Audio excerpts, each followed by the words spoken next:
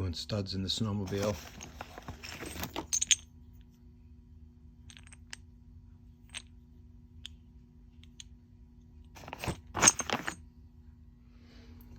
This track has 45 windows in it, 45 of these. So I'm doing 15 sets of 3. I made 3 different patterns. There's my marks. I'm using a paint pen. Get my little template pretty well centered.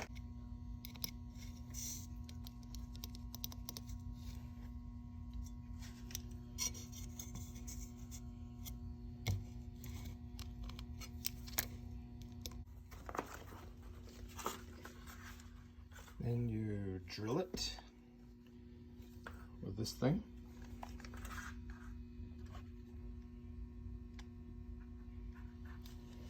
It's not easy. I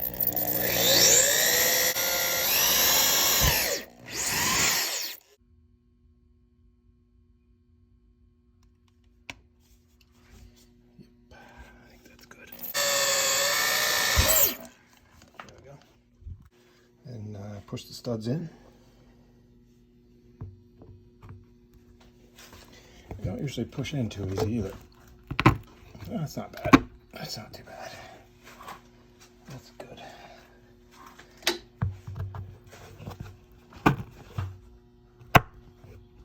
There we go.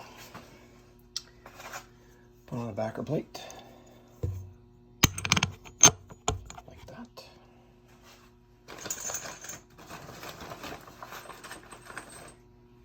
Throw in some nuts.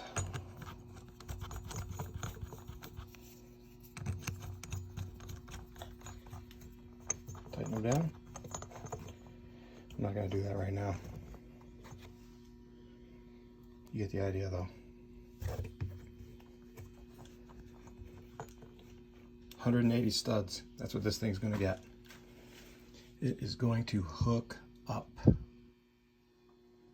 There we go. Night night. All right, studs are done.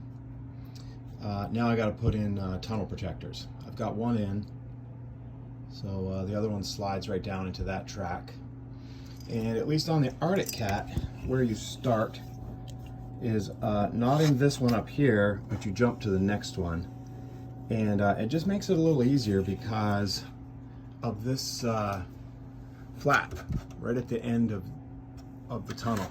It angles down and you wouldn't be able to get up in here and hook on here. So I kind of wondered how that would work. And if you look, there's no, the top of the little like I-beam shape here. Can you see that? It's kind of like I-beam shaped at the top. Is removed towards the rear of the tunnel. And then you just push that up into place. And then you're going to put a set screw down through the top. So I'm just going to get this started here. Let's see here. Before I try to slide this thing in the track, I'm just going to angle this very front right here because there's some rivets hanging down inside that groove that we're going to slide into, and I want to make sure this thing will go by those rivets pretty well unimpeded. So let me just cut that at a 45.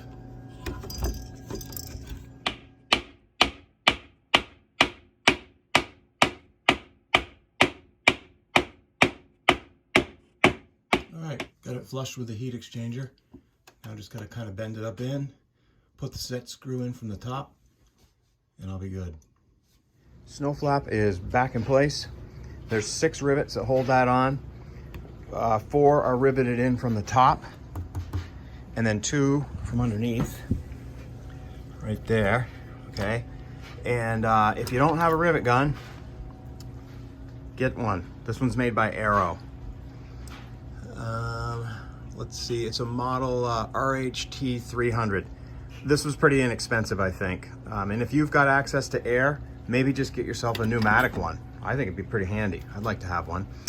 And then one of these little cutoff wheels is pretty handy too.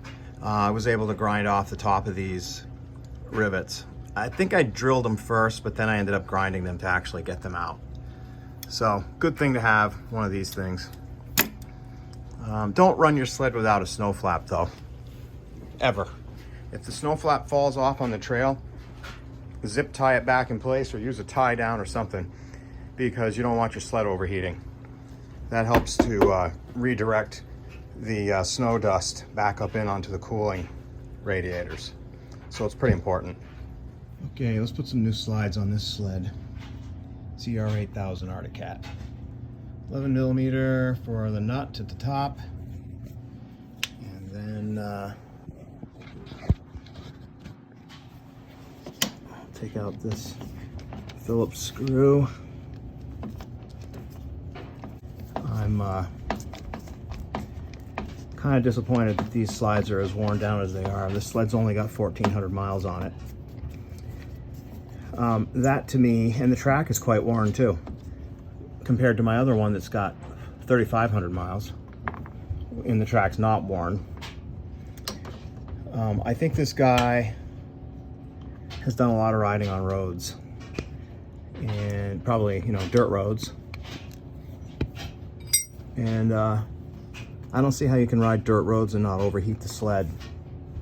So I'm a little worried about that, but we'll see. See if it turns out to be a good sled. So to get that slide to slide back on the undercarriage, I put a screwdriver on it on an angle, and I just sort of tapped it right back, you know, got it started. So I think it's gonna come back pretty good. And then all I gotta do is line up one of the windows in the track towards the rear, and that slide will exit right out that window.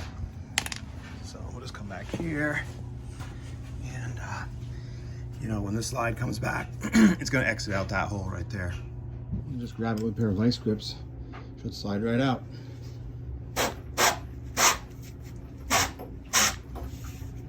Yep, not bad. It's a little thin in the back here. Since being cheap, I guess. Yeah, it's pretty worn right there. All right.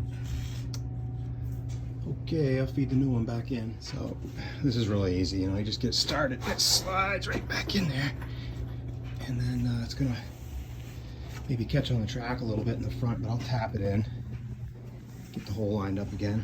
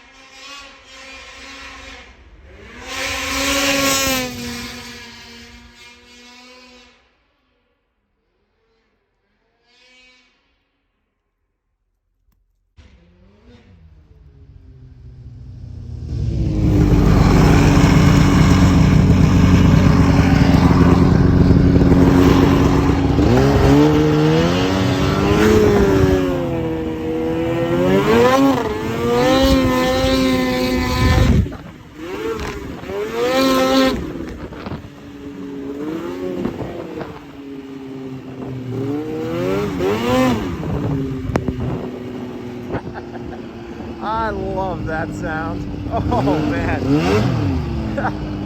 You know what though? I know you can't do that. I know.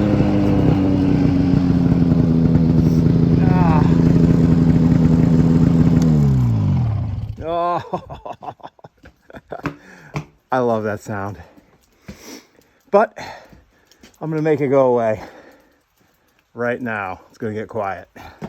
Bye-bye. Oh, there it is. Nice and lightweight and free-flowing. Oh, music maker. Darn it. Okay, let's see if I can just lift that pipe up. Yep, it's gonna come right out. Okay. It's a little hot, not on the gloves, but it's... Yep. All right, put the camera down so I can do this.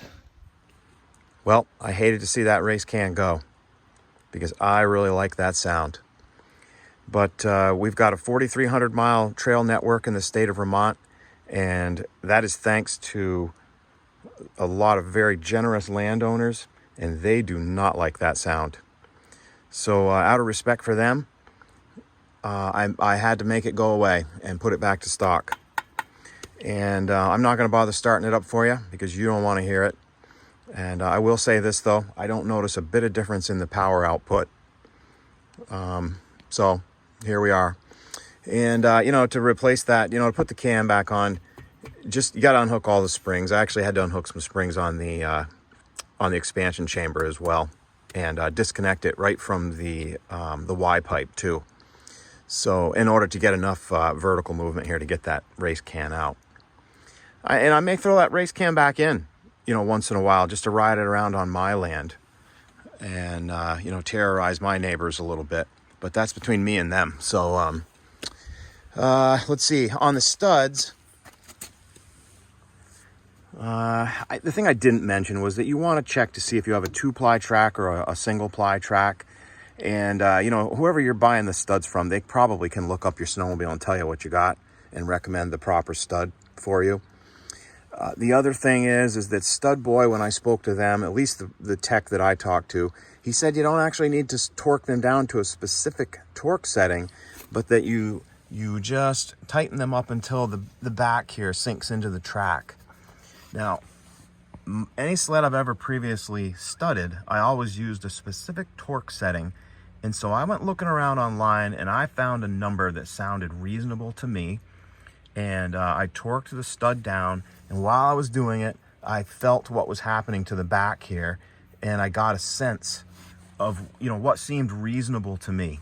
And, you know, I don't kill them. When I'm putting them in, I don't kill them. But I think it was 15 or 20, I want to say foot-pounds. Gosh, it might have been inch-pounds though. So don't quote me, okay? You want to look this up and get them pretty close to being, you know, spot on all the way through. Everything the same. Let's see here. Also, I didn't show you, but I used the pneumatic, you know, air wrench for getting these things started, and then I just went right through with my torque wrench and just bumped them all you know, a half a turn or whatever to get them to take them the rest of the way.